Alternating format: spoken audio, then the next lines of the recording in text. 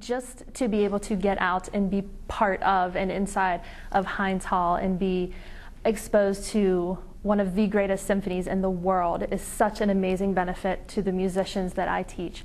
They're able to learn and hear world-class musicians, learn behind the scenes. We're able to go to places like WQED and learn about PR, and it's an amazing, amazing opportunity, and I'm so happy that the students are able to, and Heinz Hall is gracious enough to open their doors and let the kids in and see how everything works.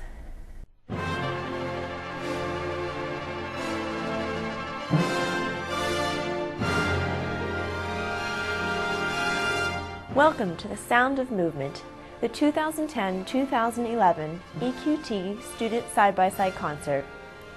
For the past 6 months, the students participating in the Pittsburgh Symphony's Audience of the Future program have worked to produce and present the performance you're about to hear. This year's Audience of the Future students represent 9 regional high schools: Beaver Falls, Charleroi, Knock, Moon, Shaler, Sharpsville, Upper St. Clair, Wilkinsburg, and the Pittsburgh Creative and Performing Arts School. We first met in November. We broke the ice with some musical movement exercises of our own.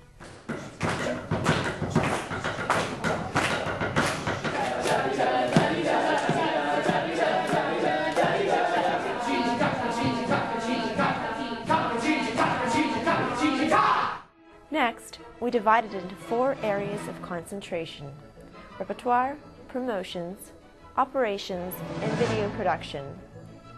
Led by the administrative staff of the Pittsburgh Symphony and Dr. David Cutler from Duquesne University, we got moving on planning tonight's event.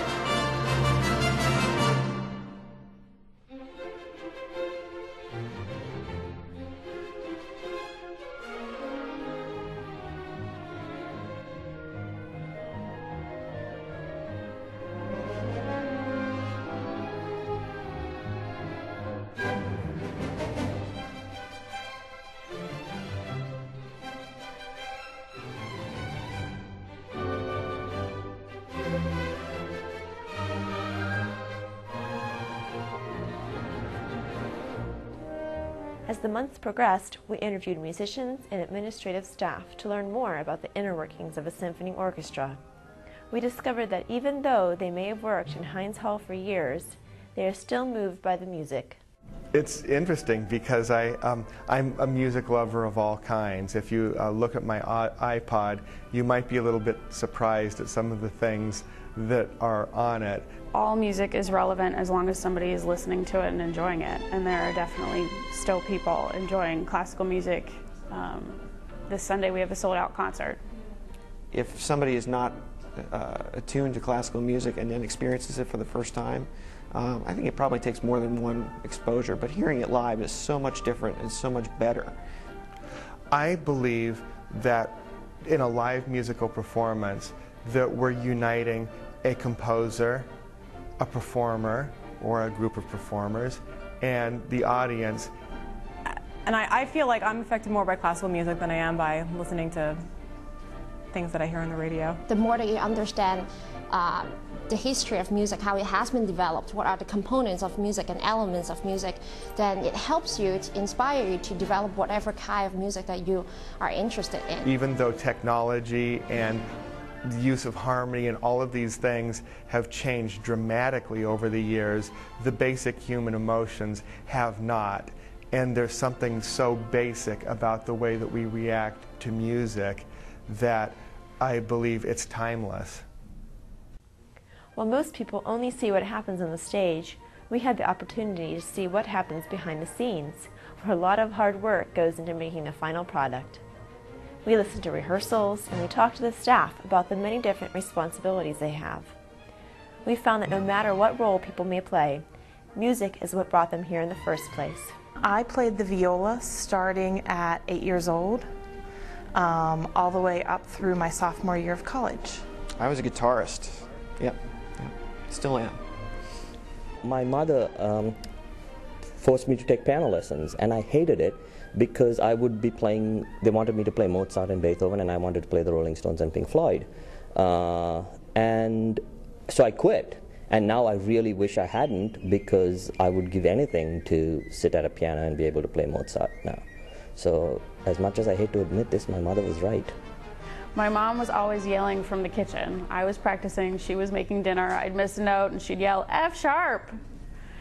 And that was stressful. It's nerve-wracking, and of course when you're getting ready for the big day, your whole life focuses around that. I went to college at Indiana University in Bloomington to study piano performance, and when I was about a junior I started to realize how hard it would be to make it as a professional pianist.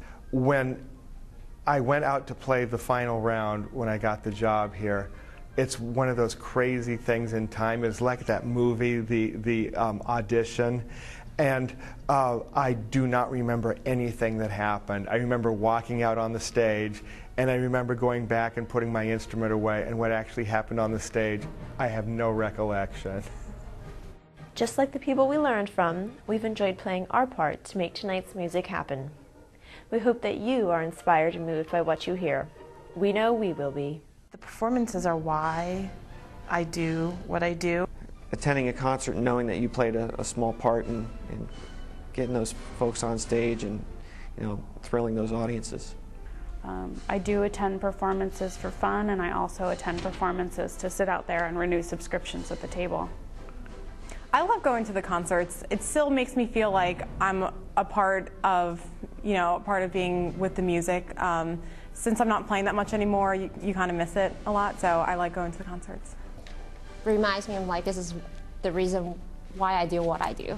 It's a wonderful thing because we all know the big standards in classical music, and there have been so many surprises along the way, pieces that I didn't know.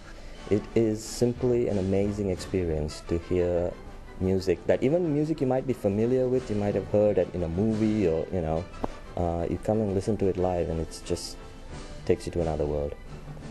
It's what inspires me. I'm doing my job so they can do their job. An amazing opportunity, and I still get excited whenever I get to come to Heinz Hall, and so I imagine that the students are just as excited. So yes, as long as they're doing it, we're going to be here.